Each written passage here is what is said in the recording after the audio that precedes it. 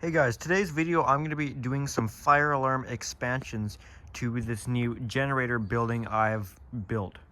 Now I know I kind of already just did some fire alarm expansions, and they're not really fire alarm expansions in the sense of detecting fire. It's more just the way of the fire alarm monitoring this. I'll show you what I mean. As you guys know, if you saw the video, I added a smoke and a heat detector in this building already. Now, this is going to be the fire alarm system, but as I said, it's going to be really monitoring the building more so than detecting a fire in the building. Let me explain that a little bit more clear. So, usually, this isn't going to be connected to the generators. Really, it's going to be more so the building, but it's going to do the same purpose. So many generators in commercial settings, for example, my high school, it's also a generator in a room, and it's not like my setup where it's going to be the room. It is the generator itself, but usually in commercial settings where the generator is supplying life safety equipment and it has to be there, it has to get started and run, they are monitored for the temperature. So the fire alarm system will usually go into a supervisory trouble when the generator gets too cold. I'm going to also have it for if it gets too hot, just because it's easy to do. Since I think it would just be cool to know if it's getting excessively hot in that room and I need to turn on the exhaust fan. Usually I think it's only if it gets too cold it's monitored. I know my school has done that. I actually silenced the trouble on the annunciator at my school a few weeks ago because the block heater was shot. The block heater went in the generator, so it got too cold, so the fire alarm system was in trouble. Don't get upset. I wasn't just silencing a trouble. The trouble was already known about. It was a recurring trouble that even if you silenced it, it'd come back. Generator technician was already called to the site, so it was fine. First of all, I have a dual monitor module for the system. I already have a dual monitor module up there, and that's what we're going to be using again. Now, let me know this. I need to quit stalling and stuff, but one thing. On firelight systems, if you're going to do it legally by the books, you're supposed to do firelight on firelight systems, notifier on notifier. No mix match, because it's not listed as, it's not under the compatibility list of those panels and devices. Can't do it, not supposed to. But because that generator building isn't really life safety, as it's not a building that has human occupancy, I did use notifier devices out there. They work completely fine, same thing, probably made in the same manufacturer with a different sticker stuck on them. Just the ways that the company is. Anyways, not really supposed to do that, but I did it. You're supposed to have firelight. How about Honeywell? It's not branded like Notifier by Honeywell, Firelight by Honeywell. How about Honeywell? If it's not for firelight, it's not a firelight product or notifier, but it's by both of their owners, Honeywell. I don't know. Let me know. Anyways, well, that happened. Probably broken now. Just kidding. Not simplex. It'll be fine. Monitor module. Thermostat. Heating thermostat. Okay, we got to talk about that too. And cooling thermostat. These are both meant for 120 volt devices. They'll work fine because it's just contact closure. They don't need 120 volts to operate. But the heating, because usually they close the circuit to turn on the heat or close the circuit to turn on the cooling, we'll be doing things a little differently. The heating one, which is normally open until it gets to a certain temperature, this will be used to monitor the cold. This will give us the cooling. This will give us the trouble, or the supervisory, I should say. This will give us the supervisory if it gets too cold, because the contacts will close once it gets under a certain amount. So fire alarm is normally open, and this one, which is for cooling, will close the contacts if it gets too hot, to give us a supervisory if it gets too hot in that room. I know it seems a little bit backwards. Trust me on it. It'll work. I didn't realize the monitor module just went all the way behind the couch. God. 2 1110 boxes for my thermostats. 4-inch square for the monitor modules, and I think I got enough connectors there for what I'll need. Okay, so we're gonna mount our 4-inch square right about here on this wall, and we're gonna pipe down out of that detector. So I'm gonna come from the back side of it with this piece of conduit I've bent up. So this will come out of the top like that and down, if that makes sense. It'll go into that knockout.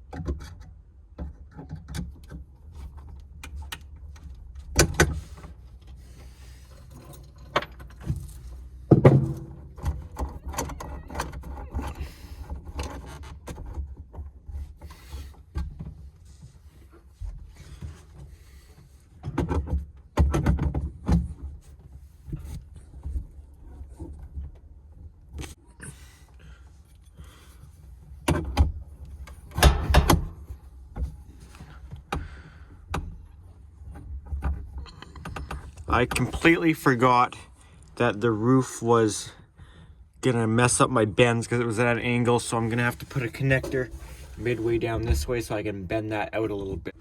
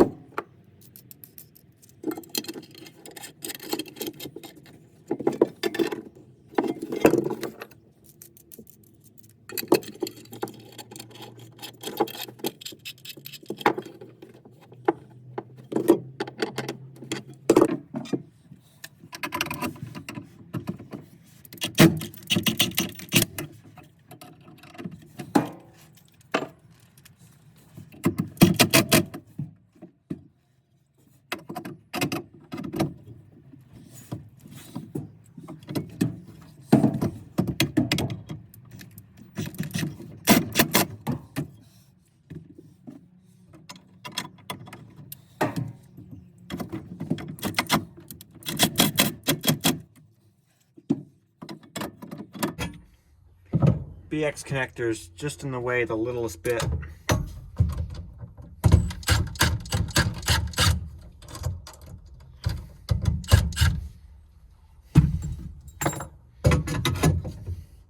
Yeah, even if we just switched what side it was on, it'd be fine.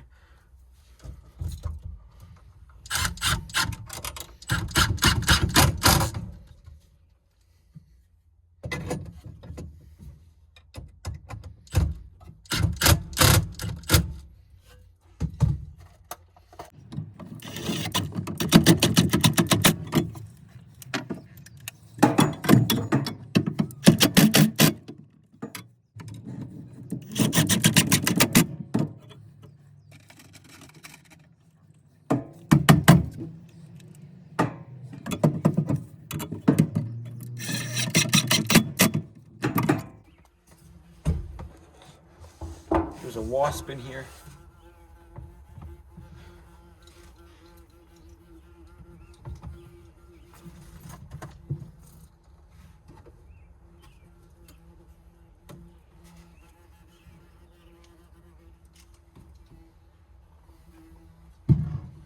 Need something good to hit him with. This should work. Gonna smack that wasp if he comes back. Okay, so now we have to pull SLC down to that one, keep our Class A loop, so we have to go down and then come back up. I'll show you how that'll work. And then we have to do a conventional circuit, one from here to here and one from there to here.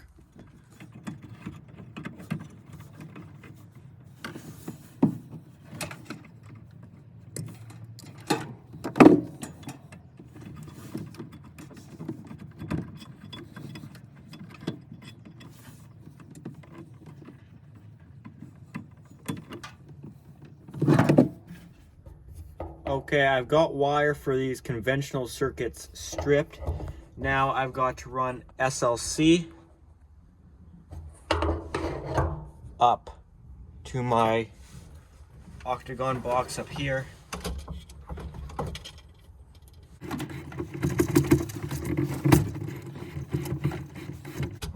Ow! I just touched that bulb.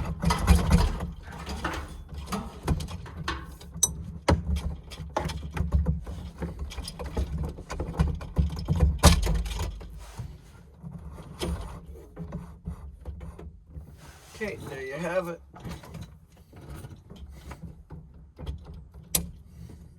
Strip that. Sorry I can't show the bit on camera of doing that, but I'm also working around this generator and I gotta get in there carefully not to slice the conductors. Okay, I've got our SLC down here stripped and up here stripped. I'm gonna tie in our SLC up here.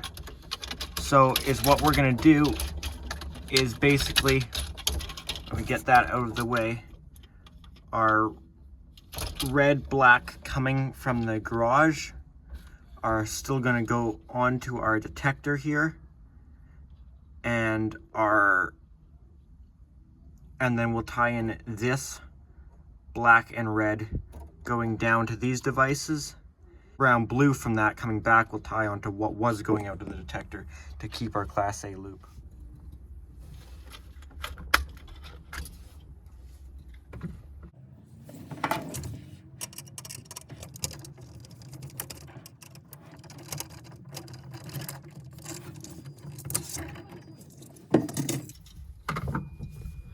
Okay, so this is our positive coming in, positive going out, negative coming in,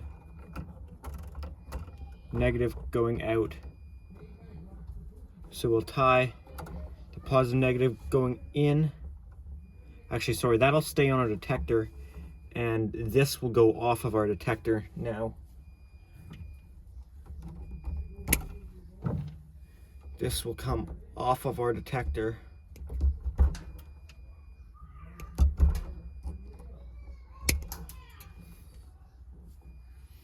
And then this red and black will splice to the brown and green, or brown and blue, sorry, not green. Don't do that.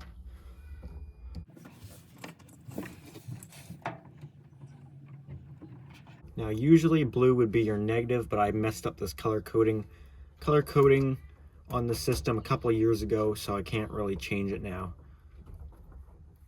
So do as I say, not as I do. Brown should actually be positive and blue should be negative.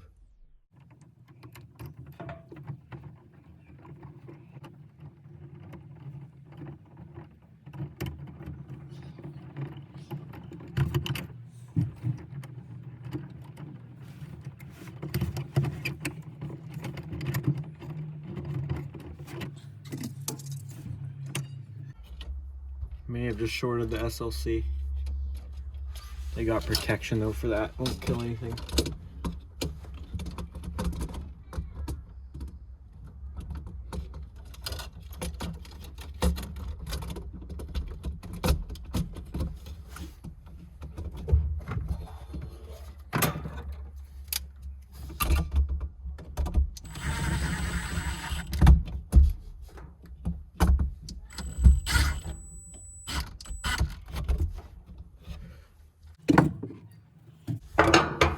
now put our positives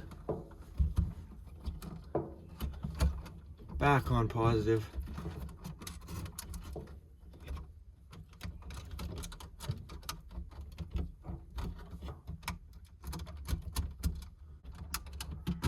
Back on negative. You gotta bear with me here. I'm leaning on top of a generator. And put our detector back so our invalid reply will go away. However, down here, just to keep the SLC happy temporarily, I'm gonna put these together so we can get rid of our SLC open trouble. Quite loosely put those barrettes on.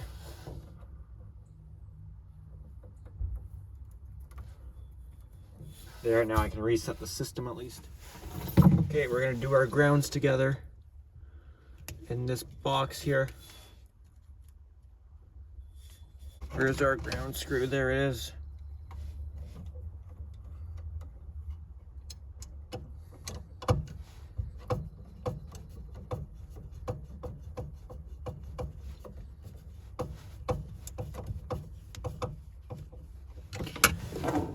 Okay, now that ground and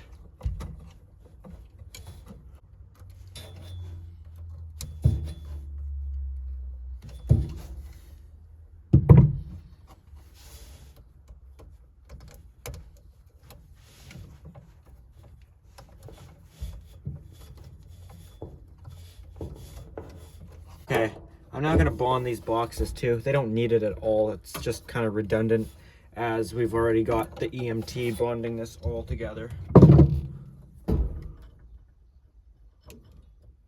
I'm now going to install our thermostats. I'm gonna open up our module here just so I can get the end of line resistors out of it.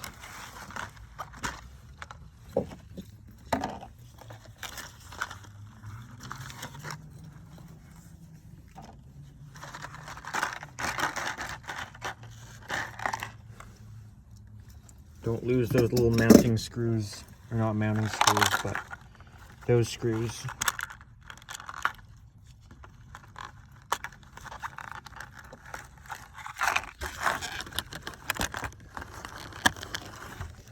Okay, here's our resistors that I need. So I'm gonna put the thermostat that's closer to our heat source here. I'm gonna put the, okay, sorry, let me rephrase that.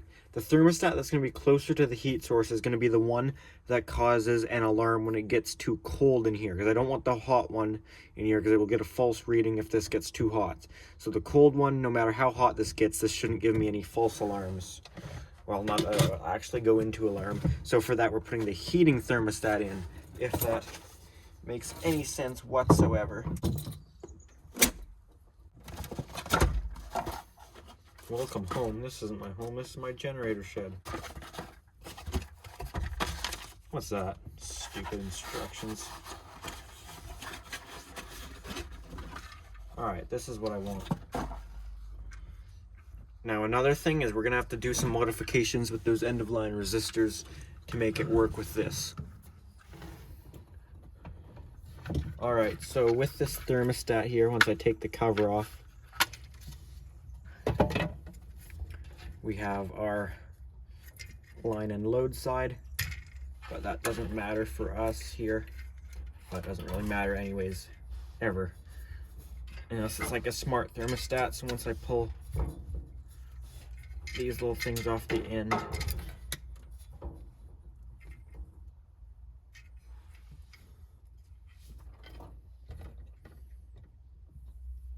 okay, so for my end of line resistor on this thermostat with the pigtails here, I'm not going to use one of the ones that comes with the module, as they look like this. They have spade connectors on the end and I don't want to cut one up.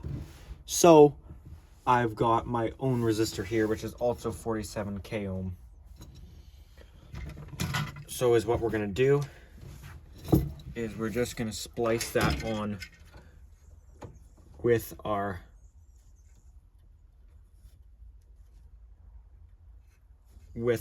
thermostat, and our actual wire coming from the panel, or not the panel, but from our module, you know what I mean, between there. So that should be resisting.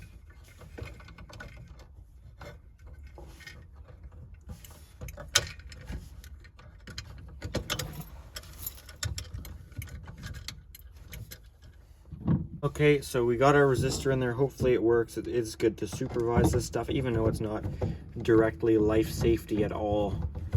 But it is still part of the fire alarm system, and I want to do it as properly as I can. Not that this thermostat is meant for that.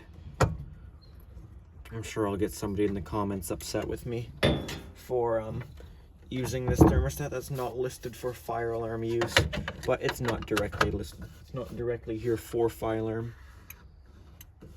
So this is our cold temperature. So I'll probably want this set to like 7 degrees right there. So it'll come on like if it gets cold, but the heating thermostat in here, this one should click in well before that does.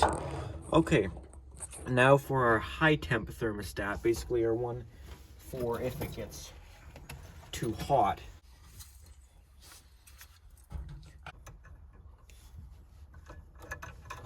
Loop that one.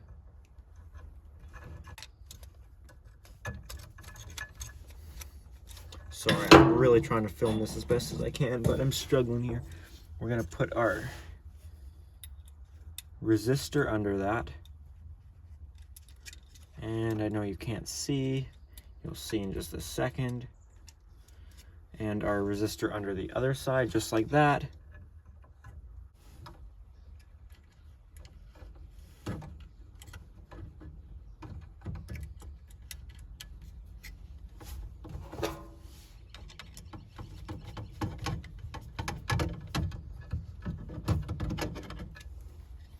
Okay, there we go. That has this one done. Okay, there's our cooling thermostat. I can now put the cover on.